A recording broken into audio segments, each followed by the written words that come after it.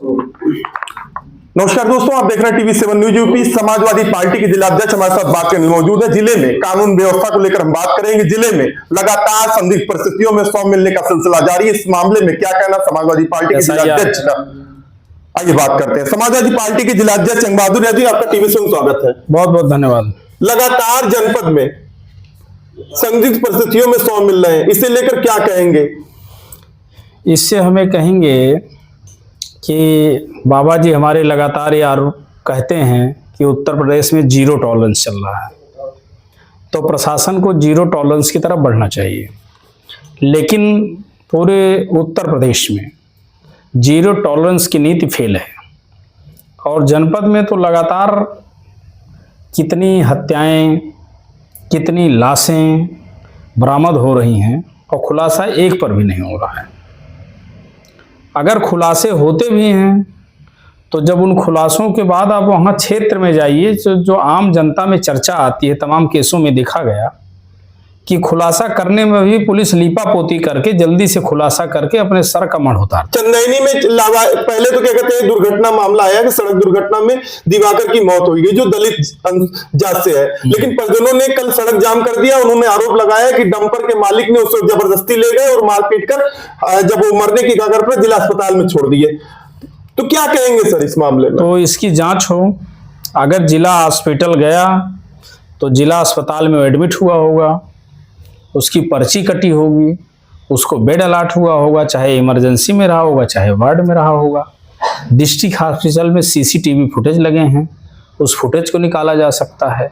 अगर परिजनों का आरोप है, किसी भी मामले में अगर कोई आरोप लगाता है तो उन आरोपों की जांच करके उसकी सत्यता की तरफ बढ़ना ये प्रशासन की जिम्मेदारी है। भाई भाई की पीट कर बीते दिनों क्या कहते हैं 2 दिन से घायल था वो, आज उसकी मौत हो गई और सड़क पे वो जाम लगा रहे थे। उनका कहना था कि बीते दिनों वो शिकायत किए थे जमीनी मामले में, लेकिन पुलिस ने कार्रवाई नहीं की। हाँ, हमारे संज्ञान में आया है ये विजय गांव के चौहान का मामला जी। देखिए, हम ये कहेंगे, जनपद के लोगों से भी कहेंगे कि जमीन के मामले में एक तो यह है कि हम लोग भी जो आम जनमानस के लोग हैं, जमीनों के झगड़े में उलझने की जरूरत नहीं है। कानूनी व्यवस्था का सहारा लें, राजस्व विभाग से एप्लीकेशन दे करके अलग करके मामलों को निपटाने का प्रयास करें। झगड़े जो बढ़ते हैं, इस घटना के बाद या इसके पहले भी हम लोग इस बात की चर्चा करते हैं कि एक आदेश जो हमारे ज़्यादातर एसडीएम करते हैं कि अगर कोई भी ज़मीन का मामला होता है, कोई भी प्रार्थी अगर एप्लीकेशन देता है, और तमाम ऐसे एप्लीकेशन पढ़ते हैं कि जो एप्लीकेशन कि सीधे सीधे होता है कि हमारी खतौनी हमारा गाटा संख्या है, उसके बाद भी उस पर हमारे तमाम एसडीएम लिखते हैं कि विधिक कार्रवाई करें, मामले की जांच कर आख्या दें। तो विधिक कार्रवाई क्या है भाई? अगर आपके संज्ञान में है तो आप लेखपाल से बात करें, 1 मिनट का काम है, क्षेत्रीय लेखपाल से आप पूछ लें कि है क्या। तहसील दिवस अगर लगता तो लेखपाल को अपने बगल बैठा में, जिस गांव का मामला हो सारे लेखपालों को एक साथ बैठा में और लेखपालों से तुरंत वहीं पूछें। अगर लेखपाल ये कहता है कि खतौनी इनकी है तो उनको कब्जे का आदेश हो जाना चाहिए, सीधे बाई फोर्स कब्जा करवाएं। लेकिन जितने भी एप्लीकेशन पढ़ते हैं उसमें लिख देंगे विधिक कार्रवाई करें। क्या विधिक कार्रवाई करें? लेकिन मैं कहूँगा, मैंने जिलाधिकारी महोदय को कि 1-2 मामले में देखा है कि 2-3 मामले ऐसे हैं जो मेरे संज्ञान में हैं कि इसमें जो हमारे जिलाधिकारी हैं, मैं उनको अब, क्योंकि सारे प्रकरण तो जिलाधिकारी तक जाते नहीं, लेकिन यह मेरे द्वारा 2-3 ऐसे प्रकरण गए जिसमें गरीबों के साथ अन्याय हो रहा था। मुझे अच्छा लगा कि जिलाधिकारी श्री अनुपम शुक्ला जी ने सीधे लेखपाल से बात किया और सच्चाई जानने के बाद सीधे उसमें त्वरित कार्रवाई दिया। और एक प्रकरण तो मेरे संज्ञान में है कि 2.5 साल से वो गरीब आदमी अपनी जमीन पे कब्जा नहीं पा रहा था। लेकिन मैं इसमें धन्यवाद दूंगा जिलाधिकारी अंबेडकर नगर को कि इस मामले में मैंने उनसे कहा और तत्काल उन्होंने सीधे लेखपाल से बात करके और कार्रवाई कराया, उस जमीन गरीब को उसका कब्जा मिला। तो ये हमें अच्छा लगा कि अगर हमारे एसडीएम भी अपने जो जिलाधिकारी है उसका पालन करें।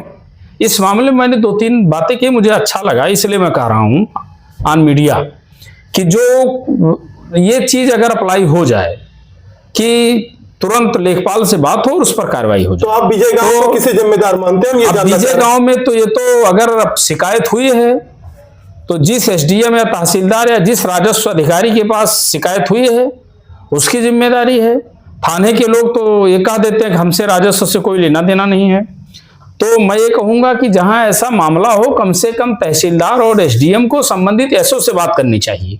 अगर कोई मामला निस्तारण ना हो तो सख्ती के साथ उस पर कम से कम रोक लगानी चाहिए कि जब तक कोई मामला फाइनल ना हो तब तक इसको रोक दिया जाए। बुनकर नगरी आप पिछले रविवार को गए हुए थे और उनके कनेक्शन जुड़ गए थे। अब उनको जो है नोटिस जारी हो गई कि 3 दिन के अंदर अगर बिल नहीं जमा करोगे कि आपके खिलाफ मुकदमा हो जाएगा। नहीं, वो नोटिस जो जारी हुआ वो गलत तरीके से जारी हुआ है।